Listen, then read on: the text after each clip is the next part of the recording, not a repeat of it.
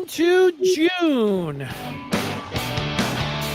Oh, good times. Along with Jim Scarcelli, I'm Dennis Fithian. We're ready to go. Action-packed show. Scar, I'm going to start you out with it's not a curveball. It's fastball right down the middle. I was talking to a guy today, and he was telling me that 2 years in a row, he went down to Savannah, Georgia. One time was a week after the 21 Michigan-Ohio State game, and then he went, I guess it would have been 2 years ago, after the national championship season, after the 23 game. But his whole thing was that he was wearing a Michigan shirt, and he got 2 free meals at the same chicken place, the most popular chicken place in Savannah that was sold out. And the lady was sitting right next to the door said, "Oh, I went to Michigan. I got my master's there. We couldn't eat all of this food. It's all, you can have our table, free food." And so he took it, and then he's like, "Well, I'm going to go back to this place for sure." And then he said he went again, and it's kind of a community tables. You had to sit around. And he said at the end, I mean, the guy was a real talker, so I could see it. He's talking about how he hit it off with everybody at the table. But the other guy said, "Look, you won the national championship. I'm picking up the tab." So 2 times at the same chicken place in Savannah, just by wearing a Michigan shirt and being talkative and friendly, he was able to get a free meal. So the question is to you, have you ever, just by wearing, you got your Who's Got Next shirt on, Scarves, anybody just come up and said, "Hey, let me go ahead and pick up that protein shake for you. Let me just go ahead and buy that for you because you're a Michigan fan."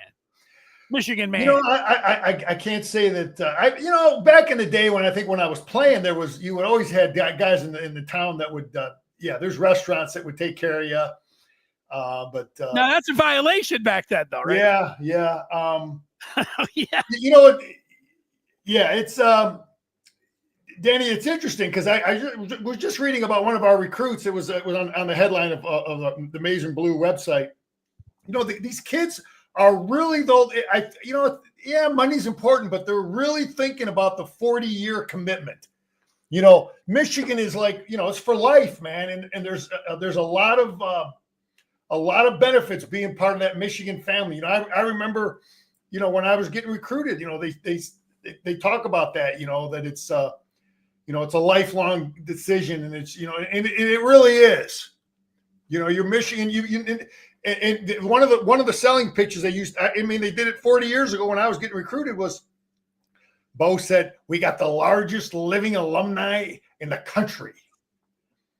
I don't know if they still do with undergrad and graduate, but you wear a Michigan. I've been in airports all over the country, all over the world, different parts of the world, with a Michigan hat, Michigan shirt, and you'll just be walking through the airport and "Go Blue." Sure. Yeah, I've heard that myself, but no doubt about that. So it's real, and it can help you network and get jobs when these kids get done. And I think they're selling it. It's a factor in recruiting, even though there's all this other stuff going on. It's still a factor. I'm looking forward to talking about Michigan today more than I have in a very long time, and it happens throughout the course of a calendar year. You get the sports blues or a sports dip. Of course, after the college football season, after the Super Bowl, after the NCAA tournament, you wake up and the next day and you're kind of like, wow, man, it's a long time until I got to wait a whole year. And I try to tell people, hey, live in the moment, and enjoy the day. That's what I've been, I preach that to everyone. And yet today and over the weekend, I was feeling it because I was enjoying both the NBA and the NHL Eastern and Western Conference playoffs. So like every other night there was a game, whether it was the hockey or the basketball. And then this weekend we didn't have one game, but now they're both into the finals. And luckily the Tigers are doing well, so that you can really jump in. And I've been there in the past where you get a good Tiger team. Boy, it just takes you right to college football season. And you're just like, sometimes it takes you even into college football season, which is crazy. And you're actually enjoying baseball even in the football season. But I felt it today. So as much as I tell people, oh, you got to just enjoy hey, we got a long summer, but enjoy it. I was feeling them today because of I get a little blues Well, yeah, we got a lot of good things going on in the state of Michigan. Tigers are tough. The Pistons are finally competitive. We don't, Michigan's good. And the Lions are good, and a lot to be excited about. And we're recruiting good, Danny. I think we're really in on a lot of top kids. We had a big weekend this past weekend, and hopefully we'll because this is really this time of year. It's changed. This time of year is really, really big for recruiting. These guys want to get it done. They want to get these commitments over and done before camp starts. So, June and July is big. It's good for the players to get it done, get decided. So, we got to close some deals, man. Michigan was able to get some great basketball news. You haven't talked about that yet. We'll get your impressions on what's going on in the hardwood with the acquisition of Yaxel Lindenberg, now a Borg, sorry. And we've got another installment of the entertaining and informative Jim Scarcelli film analysis. That's coming your way. But we also have a bunch of different topics, Scar's six-pack. And I was just talking with you about how this June 6th and 7th, I think it's Friday and Saturday, the Committee on Infractions is going to come back with some findings about with Michigan and what was going on with the signs and everything. And what you said is a big point. What's going on behind the scenes? And you said Ward Manuel has been put up on a pedestal by the who's who in college sports, to be on these committees and everything. Hopefully, he's able to use that cachet to help him traverse through this infraction situation. Scar, the NCAA said, "Hey, Ward Manuel, we respect you. We're going to promote you, and you are going to be in charge of the committee." Okay, so that means they respect them. So the playoff committee, he was the top dog. Top dog. Yeah. So with that respect, if you self-impose some punishments for your program, your university, because we have so much respect for you, we're going to honor that, and that'll be over and done. So this weekend, Friday, whatever the heck the date's coming up, Ward, you're an honorable man. We've promoted you, and we're going to let you handle this thing the way, and we are in agreement. So it's over and done. That's hopefully the way this thing plays out. Yeah, I know a lot of people wanted to let's fight. Let's put on the gloves and fight the whole time. What you don't know about that part, I get that part. That's aggressive. That's like screw the NCAA. I think that really gets you. There is a part of, I think everyone, probably even Ward, who obviously didn't go that route, thinking let's just get after him in the courts. They could hit you over the head with all kinds of different stuff, and this thing could drag out. And, so you guys, sometimes you got to be careful. I think a lot of the fans, the position of let's just fight them, you got to be careful what you wish for there. But we'll find out what's going to happen. Denny, again, Ward's been in those discussions with those people. We're not.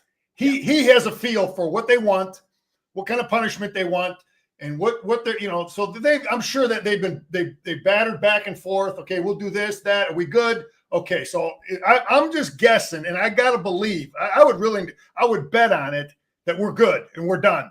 The self-inflicted pain that we've instilled is going to be good. So I really would be willing to bet on it.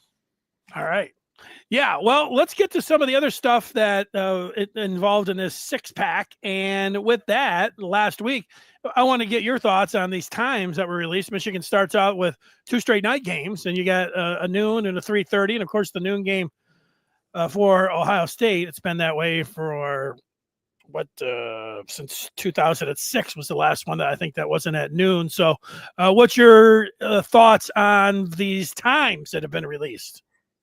Listen, I've covered this from a player's perspective. Me as a player, I would play every game at noon, okay? Because now my parents can get there. If guys are driving in, parents are flying in, whatever they're doing, they come in Friday, they go to the game ends 3, 4, 5, whatever. Now they can go have dinner with their kid, and the kid can then go out and have some fun with his buddies. Okay, that's the ideal situation for me as a player, former player. And I get it, fans like some night games, this, that. And it's amazing. Ohio State was complaining about that that they had all those noon games. But again, as a player, I know Jim used to like it too as a coach. But looking at it now as a coach, okay, I got Oklahoma 7:30 at night. I like it for a young player. It takes a little time getting your routine down, getting adjusted to playing at night. It just takes time getting your routine down as a player, as a college football player. I just go through it in my head, all the little things, going to the campus and having dinner there and watching a movie and then coming in then the next morning on the bus, going in and, getting the pep talk at the hotel and then the police escort to the stadium. And, you just have to learn how to deal with that. And it might sound like nothing, but those are all nerve-wracking things that you learn to decompress and just deal with. But anyway, go ahead. I was going to say that makes sense for your parents, but I was thinking that with some of the players that they might relish the opportunity to play at night. I know in high school that the majority, I only played for freshman and JV, but I remember, playing at JV. Well, we played a night game over at Churchill, and they turned, we were fired up. I mean, that was pretty cool. I thought. In high school, did the players not didn't they say, "Oh, hell yeah, we're playing one at night, Coach Scar, let's go"? No, in high school, most of the game, the games are on Friday nights, and that's just kind of a normal traditional thing. Right. Okay. But Danny, I don't want to keep getting into the things that are good for but the players don't have many days to go out and celebrate during the 7-day week. Okay, you got one day to really go out and hang out and maybe have a little fun, and it's after a game. Okay, how much time are you going to have when you don't get out of there till midnight? So that's a whole nother story. Anyway, I do like that we're playing a night game before we play Oklahoma. Okay, because again, we get acclimated, especially a guy like Bryce Underwood. He's never if he is the guy, now he might get a chance to start a game on a night game. So then the following week gets his little routine down. Oh, so good point. Good point. I'm just all those little things matter, Danny, when you're trying to condition your team and prepare your team for battle. It's those little, they all matter, man. They all matter. I hadn't thought about that. I was thinking about the heat in both of those. I think about the conditioning and the way to go about the whole day. What do you do with the whole day? You play at 7:30, how do you handle the stress of it, sitting around a hotel, and players will learn how to deal with that. But I like that. That was the one thing that stood out, that I'm glad we have a night game before we go and play Oklahoma at night. So the rest of it is fine. Whatever, Wisconsin, when we play them. So that was my take on the early scheduling and get it done early in the year. Get the night, I don't know if they have a limit on how many night games they like to play, some of these people, but I'd rather get it done early in the year, for a non-league game like the New Mexico game. I think they have a set number of night games that they can put you on at home. Like, I don't think they can only put Michigan on 2 night games, but then the other teams, they could also, they could have Michigan at night. So I guess besides the 2 home games, they could then, play all the road games. They're not playing them at night, but I think that could happen. I know Michigan State fans were complaining about that. What was it, last year? And you get part of it from the fans. This has nothing to do with the players. I get what you're saying about the players, but a lot of the fans, it's not that bad for me. I live, 20 minutes from the big house. So, it still takes 3-4 hours after a game, even at a night game, to get home. But, if you're someone that comes from, a lot of people come from the west side of the state, it's taking them 3 hours. They go to a night game. Next thing you know, they're not getting home until 3 or 4 o'clock in the morning. You might be able to, you might be ready for one of those, but you don't like too many of those. No, there's a lot of older people that don't want to drive at 2-3 in the morning. You're absolutely right. But anyway, I like it. I like it from that whole standpoint of getting these young guys a trial run before they go play 7:30 at Oklahoma. I think it's a great point. The one that I didn't raise when it came out. So good thing that you brought that up. What about Denny? Let me just say this. One of many things that I learned from Schembechler, is you are constantly trying to prepare your team for as close to the environment they're going to face in a game as possible in everything you do, whether it's practice, stress, adjustment. You know what I mean? You're constantly doing those things to get your team ready. So when they do have to play in a stressful environment, it's, they're not stressed. Makes great sense. Now with recruiting, Michigan brought in a couple top-notch wide receivers over the weekend. And you see they put them in uniforms. They get their families there. You see all the photos all over social media. I have a picture of Zion Robinson, 6'4" wideout, 4-star out of Texas. And, there's a pretty cool photo of him. He's got a uniform on. They've got a band, like a Michigan in the back that's on fire that looks pretty sweet. Then he's holding up a Michigan man sign. You're thinking this guy's coming to Michigan for sure. But then as I was looking, I think it was on Instagram, right underneath, he wrote, #NotCommitted.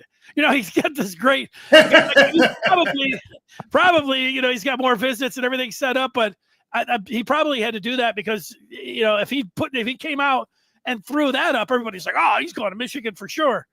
But then he put, which I could understand, you see it, but then he put the #NotCommitted underneath. It kind of put a little. I like what he said though, Danny. I read some of his thoughts that he's just really big he's big into the family, the long-term Michigan effect. They care about I'm just hearing these guys say things. I tell you, Michigan, Danny, they must do a real good job on these on the presentation for a recruiting visit. I think our guys, we're doing a good job.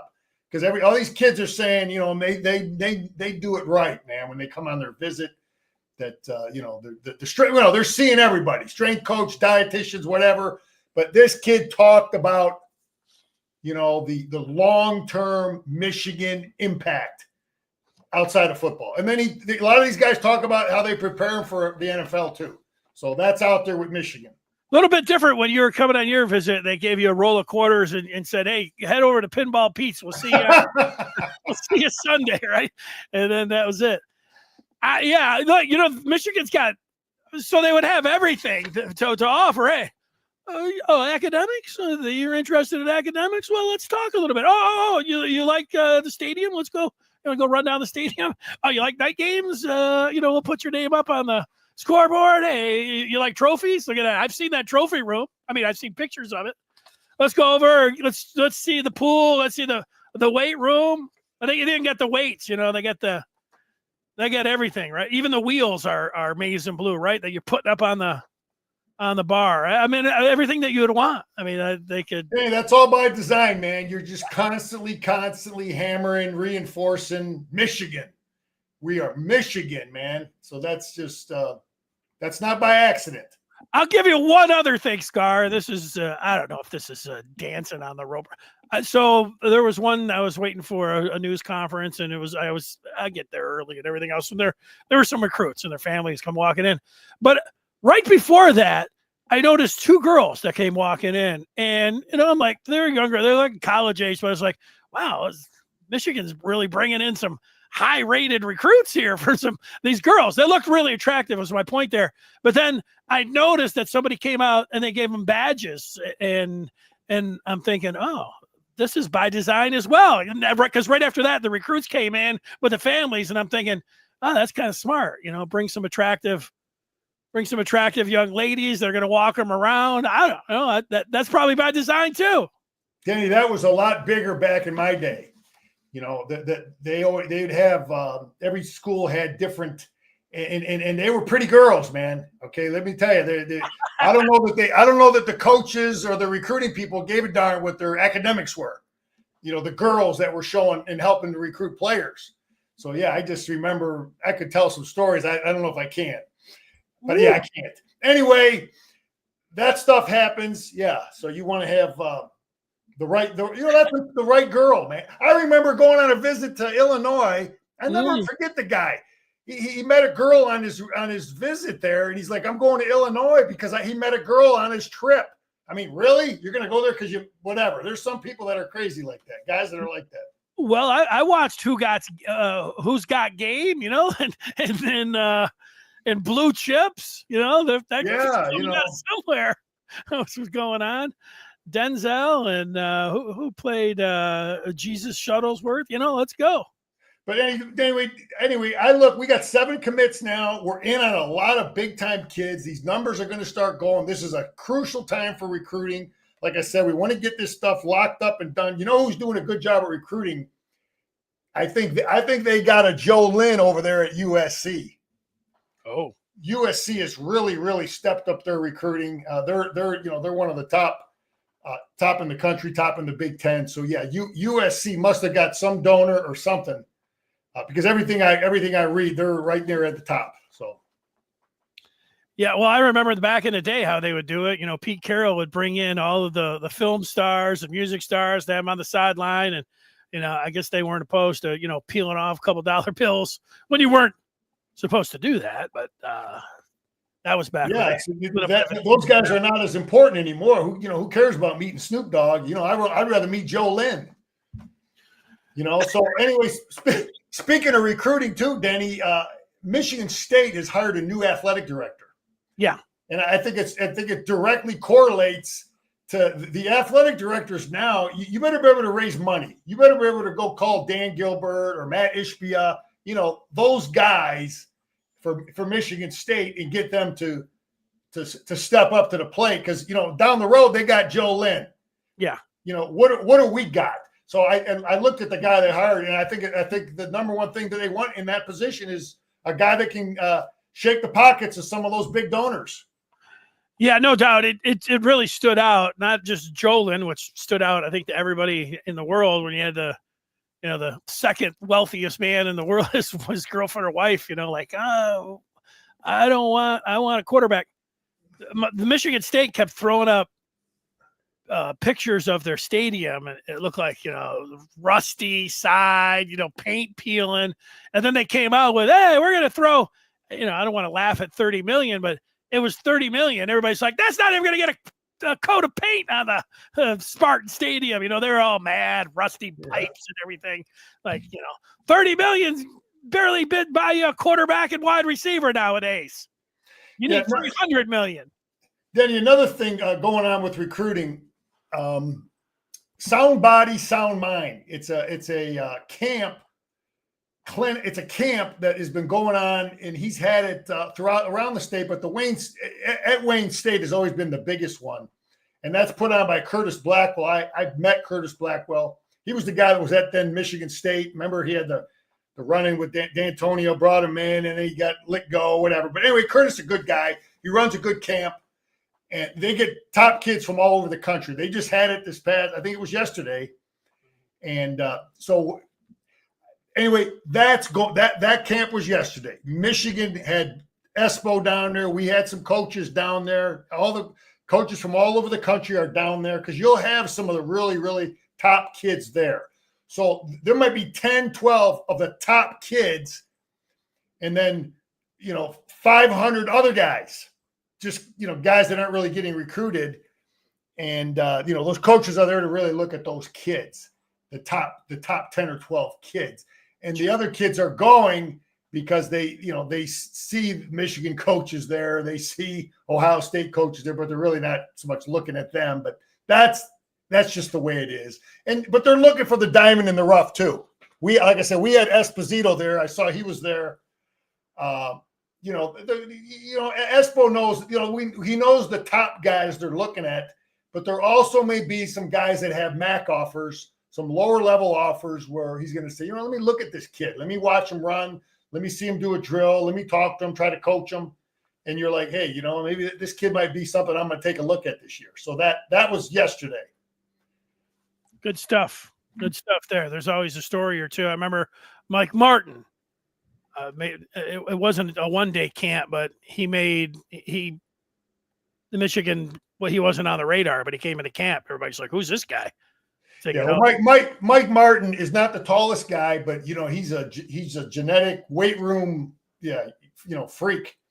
Yeah, and he's not going to pass the only thing he wouldn't have had if you're recruiting is he might not be as tall enough. I've met Mike, but he's a beast, man. He's strong, But yeah, he would have possibly lacked the one thing is from a height standpoint when they put their measurables out there. Right. Before we go to basketballs or anything else, you had the college football playoff that you wanted to say something about, right? Well, I just looked at it. They're talking about 16 teams, so four automatic from the Big Ten and 4 from the SC is looked like that one's getting traction.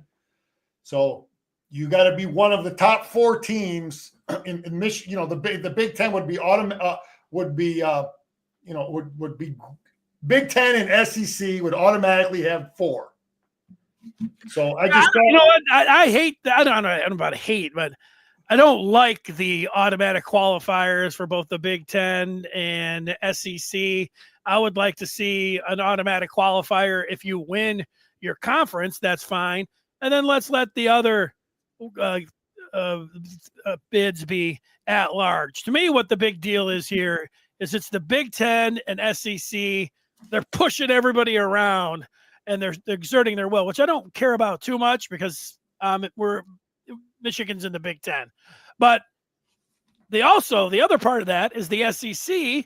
They're trying to push around the Big Ten by not playing 9 conference games. And then, that's huge, Danny. That is huge. It's huge at a lot of levels, but you want, if the SEC and Big Ten, if they're going to be the big dogs and push everybody around, Big Ten needs to be on an equal footing. It's up to Tony Batiti to make that happen. I mean, I understand, Danny. I'm going to keep it real with you. I understand that the Big Ten and the SEC, they got the best football teams in the country. Okay, so their schedule is going to be the toughest.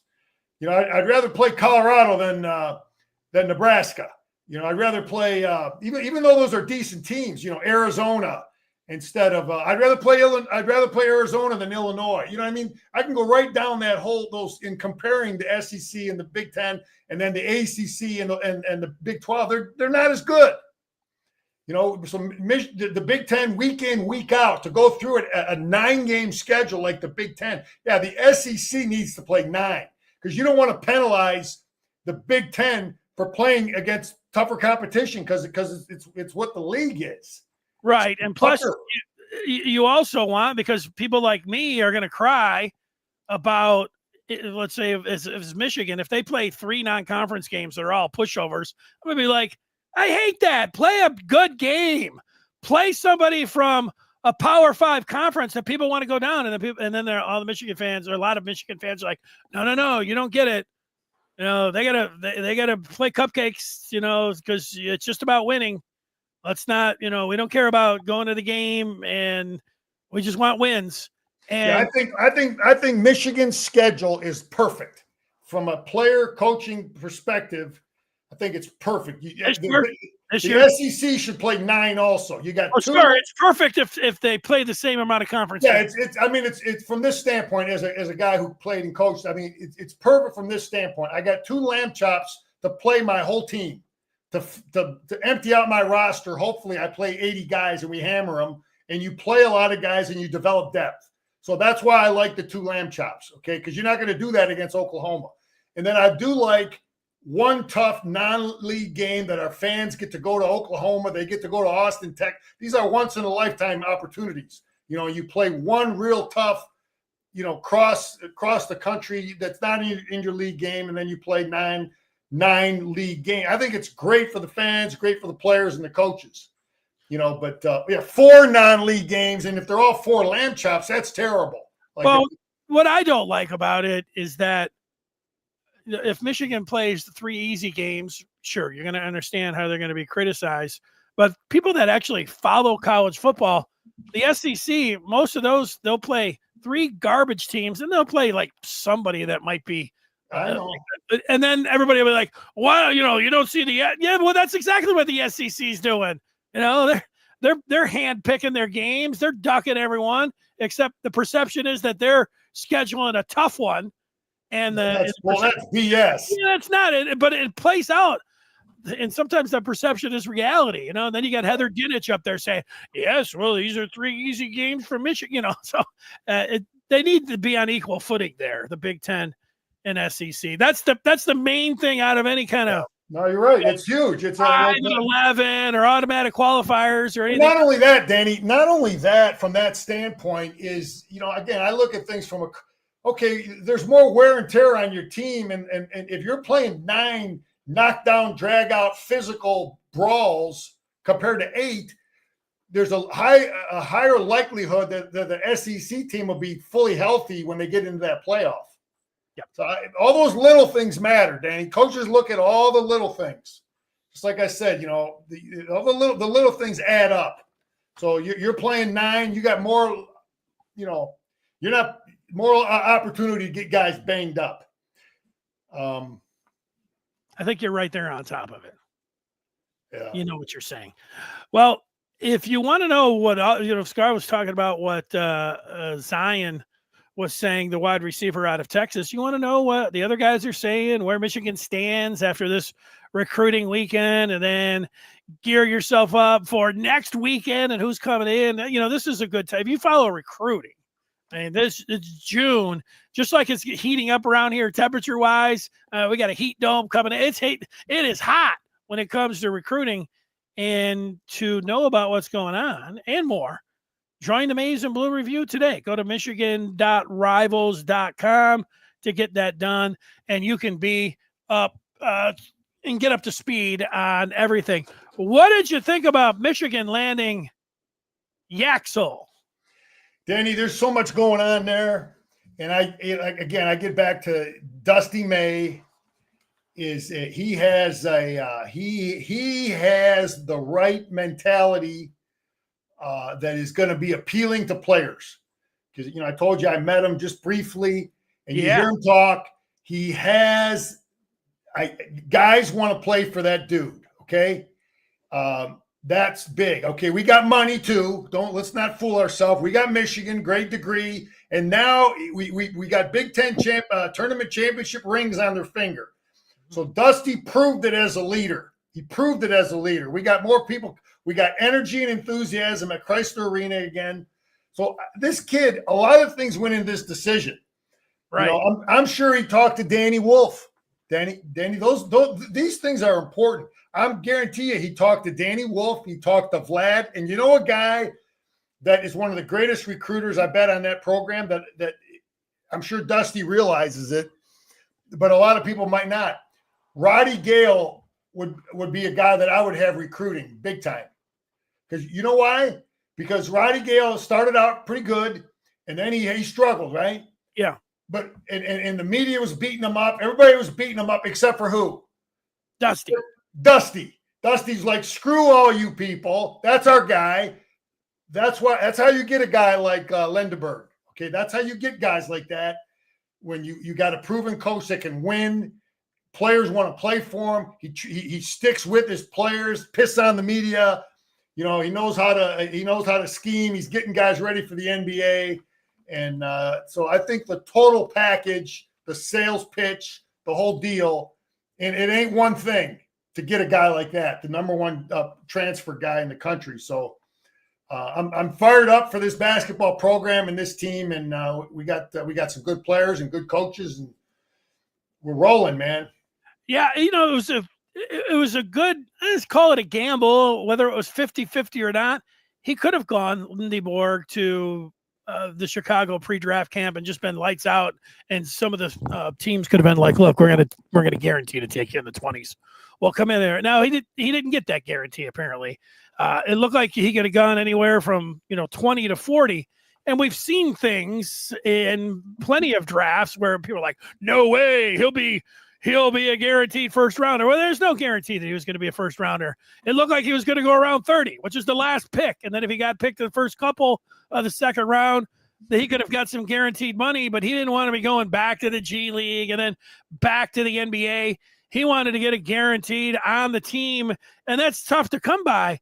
So it was a good gamble for Dusty to say, look, this is someone who's, he could go pro, but we could also get it. And if we get him, we get a star. We might have the best player in the Big Ten.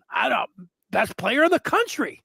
Yeah, Denny, and again, this kid has played at UAB. He hasn't played in the tournament. He hasn't played in a big-time league Big Ten tournament. He hasn't played at East Lansing, at Indiana. Some of these places, he's going to have an opportunity 1 year. Again, talking to Danny Wolf and talking to Vlad, those are the guys that like, hey, man, yeah, I was at FAU and I was at Yale, but, man, you weren't at Michigan playing in the Big Ten, playing in the NCAA tournament. You want to go play, start making money in the G League right away or whatever. You got one opportunity to play big-time college basketball. And, and then the 40-year commitment too. All those little things add up, being a Michigan man. Good point about Gale and sticking through the thick and thin. And then good point about Wolf. What was Wolf's quote is that he basically had tears, the greatest year of his life. Yeah. And that's why I say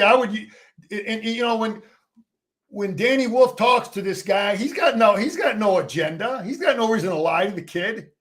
Just tell him the truth, man. I was at Yale. A lot of people wanted me and but my 1 year at Michigan with Dusty and all these teammates and Michigan. And so, yeah, there's a lot going on there to be able to take this kid and snatch him from the NBA and get him to come to Michigan. Yeah, and he's saying the right things.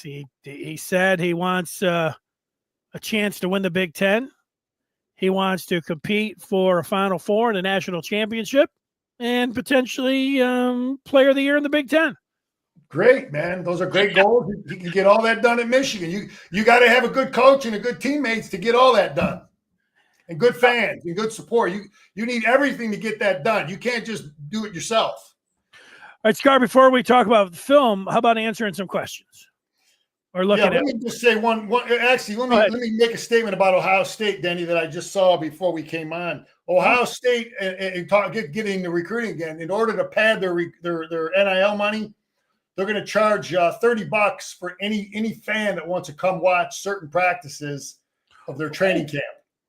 Oh, so they're charging money. $30 general admission. You want the VIP ticket? $135 to watch practice. So you can watch training camp for the Buckeyes and contribute to their NIL fund. So let's see if Michigan answers with that. Now they let everybody in free at the spring game. Let's see what happens if we try to match that. Yeah, interesting. So having gone to a lot of practices myself, they can let you in and you can see a lot of good things, but yeah, they're not going to be installing any game plans or anything, but they'll just run their vanilla stuff. Right. But Michigan doesn't even like them. They don't like the media even watching them stretch. And I was just trying to get into practice this past year, and they're telling me, oh yeah, you'll have a list checking everybody off on who's here and who's not. I was just like, come on, man. I said, nothing gives you a better, more energized press corps than letting them go down to practice and seeing them in helmets. But I got waved off on that one. But it'll be interesting. You're right. So anyway, they're doing it. And you know what, Scar? They could put a cell phone in the corner and charge $20, to pick it up online. And there's a lot of, I would pay it. I would pay if I could watch, a couple periods of practice. I would pay it. So that's some untapped revenue. Tap into it. Do it. Yeah, they're doing it. They're going to get, they're going to charge. So people will come. All right. Mustafa says when he's got the Blues, he just puts on a Michigan-Ohio State game over the last few years or the Rose Bowl, and that'll do the trick. It's a good one. That's a good one to do. I do. Yeah, I watch them still, man. It's just beautiful to watch all, the little things we did to beat these guys the last 4 years. Yeah, it is great. It's true. If there's a downtime, do it.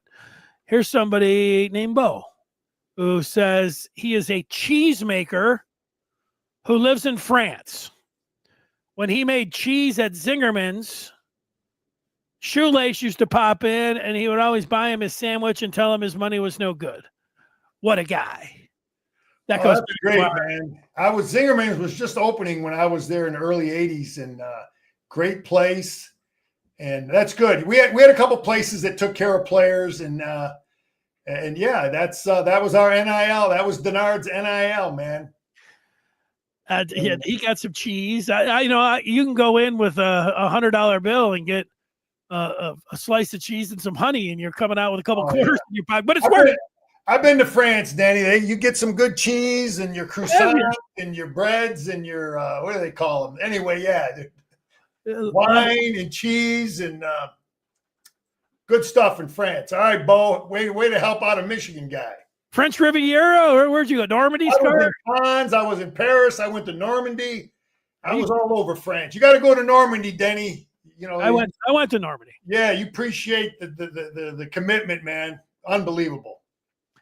I went to Normandy in '84, and in '84 you were able to walk in and out of those bunkers. What I saw, and it's not a surprise, is that they don't let everybody just go walking around willy-nilly now, but they would just have, only thing they had back in '84, they'd have a little sign stuck in the sand like, hey, watch out for if you come across any bombs or something, don't grab them or so. They were little, they probably have gone through it with a fine tooth comb. Well, that's one thing that is, I get it, maybe the NIL money, it's all about money now, but I really respect Jim taking his team all around the world to those trips. Sharon's not doing it. He chose not to for whatever reasons, but I thought it was smart. I thought that was great for the players, man. I thought it was a smart move. Yeah, Mustafa, the playoff committee is separate, but the Scar's point is that he was being welcomed in sort of to the bosom of the game, and that should have some kind of effect.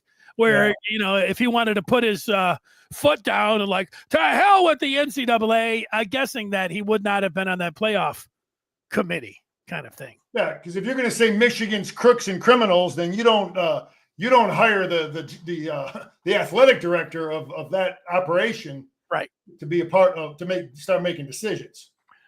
I checked. This is true right now that Frank Ragnow, the Lions center, is saying that he is retiring. Yeah, turf toe, great player at Arkansas, been a good player, great center for the Lions, and he just looked like he was playing in pain. Turf toe is an amazing thing. I don't think he could ever get over that. Never healed for him. Well, the only thing that I haven't looked into this yesterday, or over the weekend, I saw a story saying that Frank Ragnow was not happy about his contract. So now I see that he's retiring. So I don't know, maybe, if he's, if he's just said, look, to hell with it. I'm not going to fight with the contract. Now, the Lions, with everything that they have going, the number one thing that they have going is that offensive line. And he's a great center, one of the best in the league. So not having him, that's a huge blow for this team. Yeah. I don't know. I just thought it was his toe because he's had that. Could be. I mean, look, these guys are warriors. Yeah, it's tough. I mean, not only the money, money's great and everything, and the roar of the crowd and everything, but man, these guys get beat to hell. Yeah, he's a big fisherman. My friend of mine knows a guy that takes him fishing.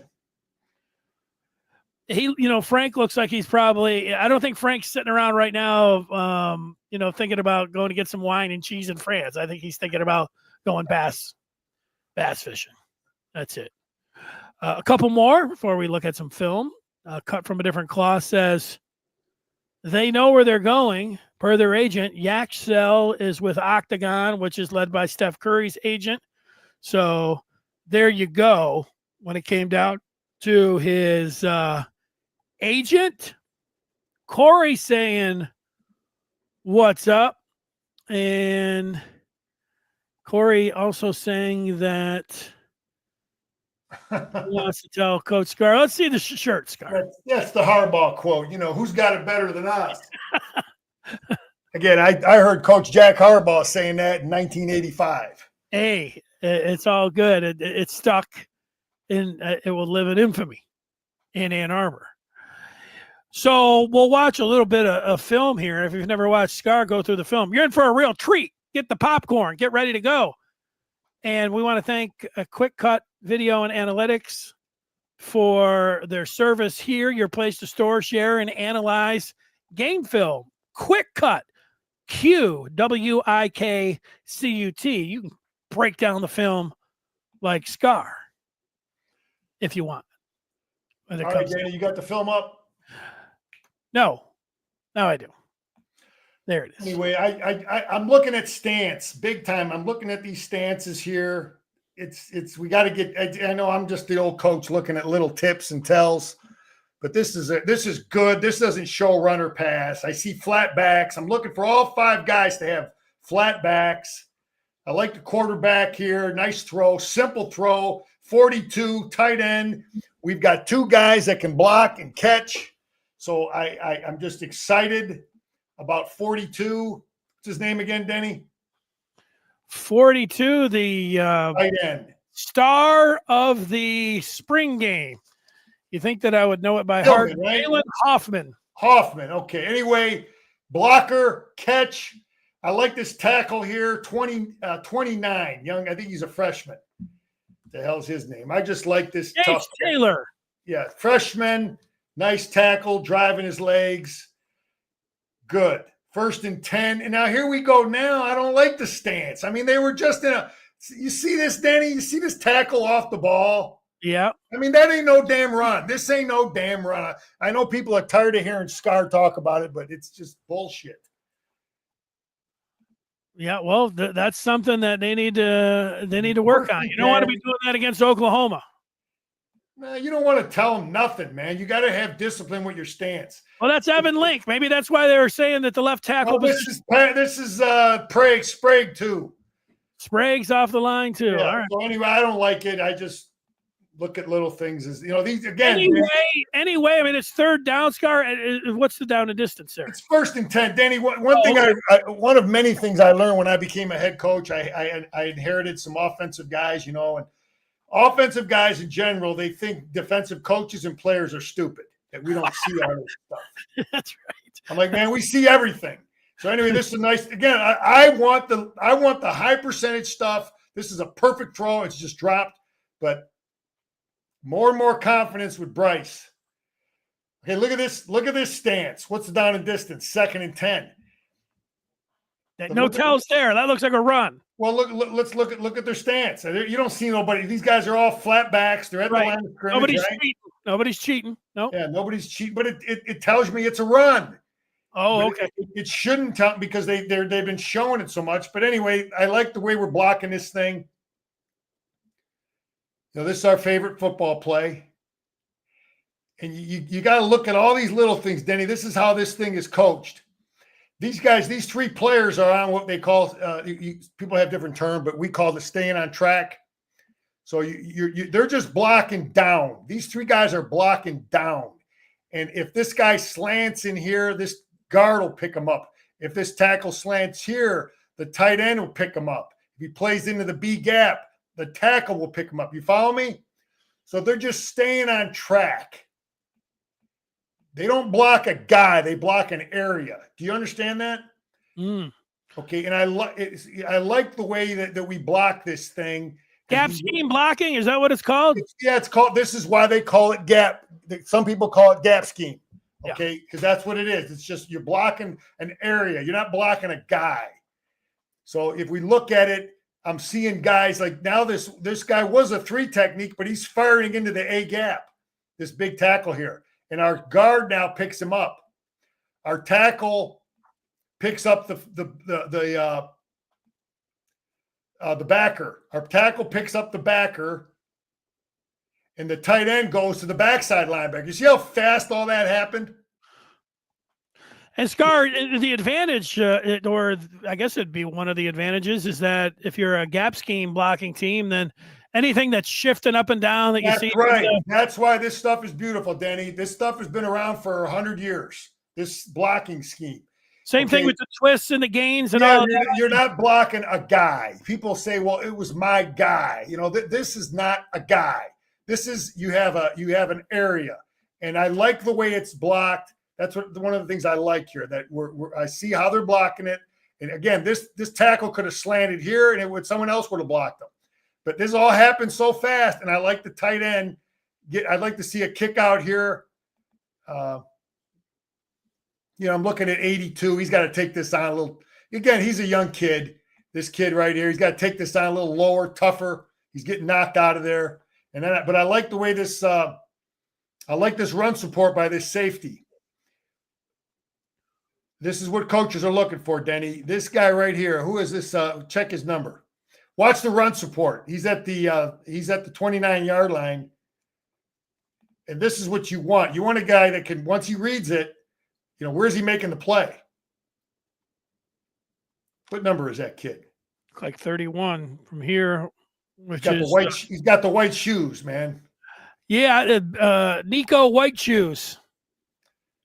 Is that who that was? You got the number? Anyway, I like the tackle. There's some good stuff there. Mm-hmm. What do we got? We're in a 5-1 look. It's 3rd and 8. And our linebacker's pounding the right guard here, 55. See what he does to 55?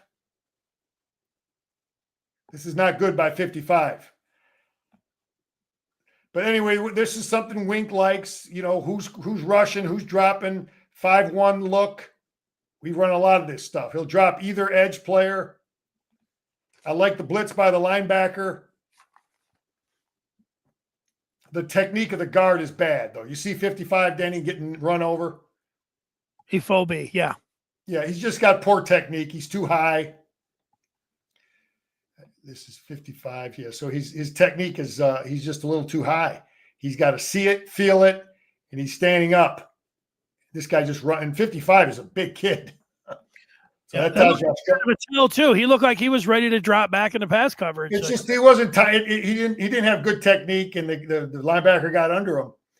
I've got this player circled with the quarterback. Yeah, they're not on the same page here. This is why we got 3rd and long, and yeah, the running back and the receiver and quarterback are not on the same page because if the receiver runs the right route, there might be something there. He thinks he's going to run a post inside here. He thinks he's going to come in here, and that doesn't happen. He goes outside and he throws a pick. So it's not like it's a terrible. We don't know who's responsible there. When they say that they have a choice route, there's no. That's usually shorter that's closer to the line of scrimmage where they can both get a read on that. There's never a choice route down. Then that's just two guys that haven't played together enough that they're not they're not on the same page. Right. It's just not getting done. I like 95, Danny. I'm going to say this. I think our two starters inside are going to be 95 and Benny. From Trey what I Pierce saw, is 95. Yeah. Yeah. From what I've seen looking closely at this film, we don't do a good job blocking him here. Our right guard, see, Danny, this is like the gap scheme. Look at our right guard. This is, I think, Gatch. He's got to seal this because we're running power play here, I think. Aren't we running that same play? Yeah, we're running the same kind of deal. And he lets a guy inside of his gap. See this? Anyway, nobody blocked him. The left guard has to seal this A gap. He can't let this player come underneath him here. And he beats him. You see how he beats him there? Yeah. So this is on our left, our freshman guard, and 95 is making a play.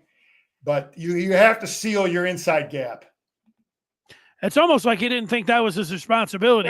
Well, that's why he's supposed to be in high school. He's right. a smart kid, but he doesn't step fast enough with the right quick enough. He just gets beat. His aiming point is not right. He needs to have his aiming point here in the A gap, not at the guy. You got to go where you have to go toward the gap you have to protect. You follow me? Because if he goes outside of him, that's somebody else's responsibility. Anyway, it's not blocked right. It's a good job by 95, by Pierce. He's going to have a good year. Pierce is going to have a good year. Did he slow down the back there, and you got a piece of him to? Yeah, it's just, he got penetration because we didn't block it. We didn't seal it inside. I like the way this play is executed by our offense. All right. What's the down and distance? 2nd and 8. We're in a 5-1 look.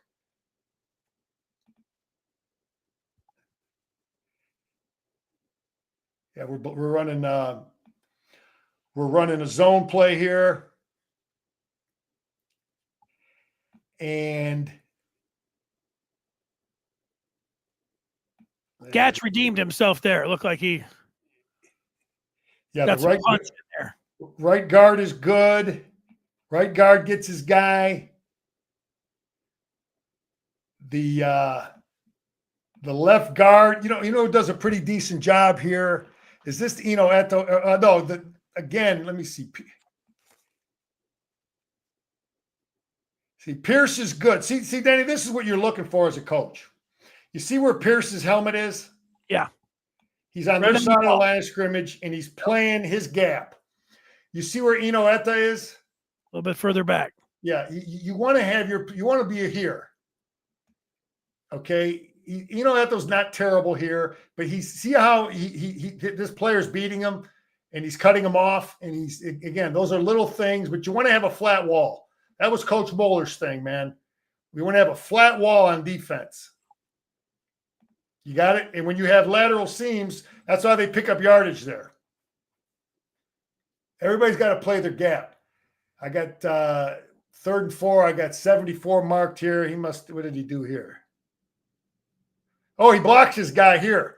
Now, Pierce this is a smart kid, man. I ripped him earlier, right, Denny? Yeah. Because he got beat on the inside. Now, this is a 3rd and 4 play. And Wink's got a lot of people up at the line of scrimmage. And he punches his guy, and he doesn't let him cross his face. He doesn't let him cross his face into this A gap here. You follow me? Yeah. And he makes him take an outside go, makes him go outside, and everybody else seals their guy, and now you got a seam in there. I mean, that was that one gap. And this is not good by Pierce. I'd like to see Pierce, if I'm coaching Pierce, that's, what you want to see from your 3 technique, Danny, the way we coach it, like Mason Graham will punch, drive him back, and then come across the face and make a play. That's what you want to be able to do. And it's hard to do. And Gatch makes it difficult for him to do it. So that's a good job by a true freshman. So that's a good run by the Michigan offense. Everybody got their guy. 33 he does a good job on what we call a fill. We called it a fill technique when I was playing, at the edge position. Nichols. He's going to come underneath, Denny. He has a green light to come underneath into a specific gap. And he does a good job blowing it up. And 43 doesn't seal in here. I think 43 is, how do you say it? Tonelli? Deacon Tonelli, yeah. Yeah, we don't seal in there. He's got to seal that gap. This is the same thing Gatch did not do earlier, right? Denny, same kind of blocking scheme. You got to seal your gap. Everybody got to block their gap. Block down. Block your gap. Nobody crosses your face. You don't let nobody cross your face. And he's slow off the ball. He's slow off the ball, and the guy crosses his face. And this is what you got. Bullshit. You got it? If that's Bredesen, he meets him head up and doesn't let that. Well, Klein. Well, Tonelli, Denny, good players make mistakes too. Sure. But he has to take this is a great job by 33, though. He's you don't know which gap he's firing in. You don't even know if he's firing in there. You don't know if he's filling in an inside gap. He could fill this gap, which means this tight end has to block him. He could fill this gap, which Tonelli does not block. And but the point of the matter is these guys have to seal their inside gap, make them go outside. Don't let the guy cross your face is how these guys are coached. And Tonelli, the way I coach this, the way I was coached, this player wants to get penetration, and he doesn't want to get walled down inside. You don't want the guy to block you and wall you down inside. You want to get penetration and bounce this thing out. Exactly what Nichols does. But interesting, we don't have normally when you run this kind of stunt, you have some run support out here, and there's really nothing there. The back gets outside of this thing and picks up yards. You know what I mean? It's like that's bullshit. That's not a coordinated defense. You follow me, Denny? Because if you're going to – corner should have been up on the line. Defenses are coordinated that if you're allowing your player if you're allowing a player on the edge to come inside, that means one of these guys – I guarantee you one of these guys screwed up. Somebody should be right here coming hard to force the play inside. You got it? Yeah, they look a little confused all Yeah, standing they look like it. They're looking at each other like, what's Right. going on? And that's the end result of the play. It gets outside the defense, and they end up picking up yards, which should have been a negative play. Because there's no defense that's coordinated like that's not how Wink does it. No. Somebody made a mistake. So I've got the 3 technique, or is that a 1 technique? I got him circled. Oh, I like his technique. I like that. Who is that right there, Denny? Let's see. This is a Mason Graham. This is a Mason Graham, Kenny Grant type play. Is that 54? Punch, play on their side of the line of scrimmage, and come across. Can you see that number? I'm looking. Anyway, he's playing into the center, Denny. And what you want your players to do is play on their side of the line of scrimmage. Okay, and walk them back. And then at the last second, come across the face. See, his gap is out here. This is not his responsibility in here. This gap inside here. But he's athletic, and this is why Mason Graham went 5th player taken. Mason Graham will make this play in a gap that's not his on the inside. You see that? Yeah. So that's a good play. Is that 54? Or yeah, is that 50? It's not 54 because 54 in blue. No, they got 2 54s, Danny. What's the big kid? Big Samoan kid. Polly? Yeah, isn't that him? I think he was with the Mays side. But let me look. Yeah, Polly was Mays. Okay. Anyway, damn it. Is that Pierce again? Maybe that's Pierce. But I like that play. It's either Bagel, Hammond, or Pierce. It was Pierce. So that was Pierce. Okay, we got like 4 more plays. All right. Pad level. Okay, Danny, let's take a look at the stance. Again, it's 1st and 10. It looks like a run. It looks like a run stance to me. Yeah. But we're in a we've got 6 guys at the line of scrimmage that could be coming. This guy's a little high over here.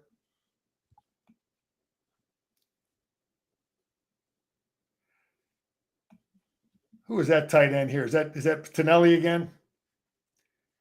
This is Babalua. They're getting a little bit of movement here. 3 yards, not bad. You like to see lower pad level. I think that's Babalua and Tonelli. See, Denny, when defensive linemen get high and they get knocked back, when these guys get high and these dudes get knocked back, okay, linebackers can't make plays. See how he's running for his life. Tonelli's going to play this year. I think now look at here's again bullshit stances. 7 up, 2nd and 7. Tackles are showing pass. Wink's got 7 dudes up that could potentially blitz. I got this guy circled. So there's Denny. This is the stuff that pressure or the appearance of pressure gives you. You've got 7 up. Quarterback's a little nervous. Got 7 up. What's the down and distance? 2nd and 7. He's going to throw it quick. Saw 7 guys at the line of scrimmage. Not timed up right. Him and the receiver are not on the right page. Good job by our defensive back here. I mean, we protect it. Our offensive line protects it good. But this DB does a great job. Catches the ball, reads it, catches the football. 32 is who? Lowe. Jeremiah Lowe. Yeah, great job by him. Terrible pass. Well, it's the whole thing, Denny. It's timed up poorly. Receiver, they're not right. Sloppy, soft route, rounded off route. No, he doesn't fear this kid going deep. Maybe he's showing something. Is he showing something? Is he showing something in the way? These guys see each other, man. These dudes watch each other every day in practice, just like defensive linemen and offensive linemen. Maybe he started breaking on the ball without even looking at. Well, maybe this guy knows what the route is. He's looking at the down and distance. He's seeing something, maybe something, sniffed it out. He sniffed it out. He's getting a break. He doesn't even honor out and up. No, he doesn't. He's not honoring it with this kid. That's why, you asked me about why are we sending Shamaz Morgan deep? Yeah. You have to send everybody deep. This guy's doing a good job, the defensive back coach, Morgan. I got him circled there. I like when you do that. Anyway, yeah, you have to, Danny, you have to let all of your players go deep. Okay, this is Poly. And this kid is a good player, man. Yeah. Look at this. See, he's a big kid. He plays low. He's underneath. Yeah, see, Link is no, he got no mat. Link better step harder and faster. Yeah. Link has to step fast and hard and low. He's none of that. He's too high. He's not fast enough. And Poly is punching. He's under him, and he makes a play. You know how Denny, you know how college football screws a guy like that? Like 5 years ago, Poly would be the backup to Benny and Pierce. You follow me? Mm-hmm. But now with the transfer, he's got to deal with the Alabama kid and the Clemson kid. You know what I mean? Yeah. So that's but that's a hell of a play. That kid is he could be a starter next year. Yeah, he didn't just have that play. He made a lot of plays in this game. Yeah, he looks athletic, and he's a big, strong kid. Yeah, he looks like a grizzly bear. I got this linebacker and this running back circled, and I got the route here. It's this running back, I think, does a half-assed job protecting. You don't want guys having hands in the face of your quarterback. See the hand there? Yeah. So you want this running back. I remember Bo used to coach this and coached Burton. Coach Burton coached the running back. What you want to do is you want to close the distance. You want to engage this guy at the line of scrimmage. You follow me? Yeah. So you don't want to engage the dude here. Where does he engage him? Then he gets pushed back. Anyway, this is a nice throw, tight window. Really a high-risk throw because, you got a lot of stuff. You got a drop edge player. You got this guy breaking. You got a linebacker. That window is small, and he puts it right in there. Yeah, great throw. It's a tight window, and those guys are on the same page. You got to be on this. That's the big tight end again, huh? Hoffman, yeah. Yeah, so that's it for today, Denny. Well, it was a good session. Gap scheme. I'm trying to teach you some football here, Denny. Gap scheme is the greatest. It's the greatest concept in football because if I'm a tight end and you play next to me as a tackle and Jerry's the guard there, and we got a couple dudes in front of us, we don't care which way they slant. You know what I mean? We don't care if they blitz a linebacker. We don't care. We just stay on our track. Some coaches call it the path. You got it? Mm-hmm. You stay on your path, and whoever shows up, you block. Scar, Babalola, the chances that so there's competition at the left tackle. There's been some, scuttlebutt that there's a possibility that Michigan not only could be trotting out a true freshman quarterback, but also a true freshman left tackle. But it doesn't happen much. Well, let me ask you this question: did any of that scuttlebutt come from an offensive line coach or Sharon Moore? Yeah, it came from it. Someone credible, like me. Yeah, yeah, somebody credible. It wasn't you. It was somebody credible, huh? Well, there's credible scuttlebutt. Okay, let me just say this: Link really improved as the year went on. Yeah, and he did some good things against Ohio State and against Alabama, and it's going to be tough. We'll see what happens, but it's possible. How well Babalola comes along in this summertime, and he had spring, and but it's a good problem, Danny. It's a good problem when you got a lot of good players, man.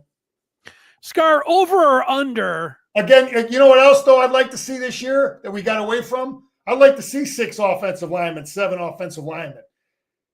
at times. It screws the defense, man. Right. Make them adjust to it. You don't know how they're going to line up. Probably they might schematically not be lined up properly, and you can do some things with crazy formations. I'm in. All right. Great stuff, Scar. Wisdom, Denny. Trying to bring the wisdom, man. You brought it today. I feel like I'm a smarter, more knowledgeable football fan than I was an hour ago. All right, man. Go blue. We're counting it down, baby. There he is. There's your tonic for the sports blues. Scar and a